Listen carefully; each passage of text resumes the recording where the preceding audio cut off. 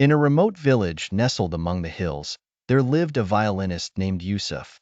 Yusuf was renowned for his exceptional skill, but he suffered from perpetual anxiety. He constantly felt that something unnatural was watching him, but he couldn't pinpoint the source of this feeling. One day, he came across a small wooden box hidden in an old chest. The box was adorned with strange carvings, and when he opened it, he found a small mirror inside. The mirror was covered with a thin layer of dust, and as Yusuf wiped it clean, he noticed it contained a peculiar third eye in the center, encircled by a red ring. Yusuf had no idea what the nature of this mirror was, but his curiosity was piqued. He decided to keep it in his house and play his violin each night while gazing at his reflection in the mirror. Over time, Yusuf began to notice strange happenings. Whenever he played his violin, the mirror would reflect unfamiliar scenes. Images of shadows and indistinct forms began to appear, and sometimes it didn't reflect his visage at all, but something else entirely. One night, as he played, he saw in the reflection a person standing behind him, someone not from his village.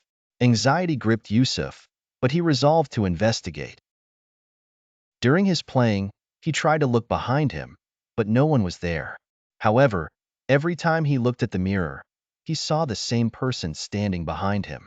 The more his fear grew, the stranger the images in the mirror became. Eerie sounds began to swell, like whispers from another world. One night, as he played with all his might, the mirror started to shimmer and glow with the red third eye. Suddenly, the glass shattered into small pieces, releasing dark shadows that filled the room. Yusuf felt something approaching him, his eyes widening in terror. At that moment, he heard muffled screams surrounding him, and when he touched one of the sharp fragments, he felt pain and collapsed to the floor. The villagers found Yusuf the next morning, cold and terrified, with a pool of blood around the broken mirror.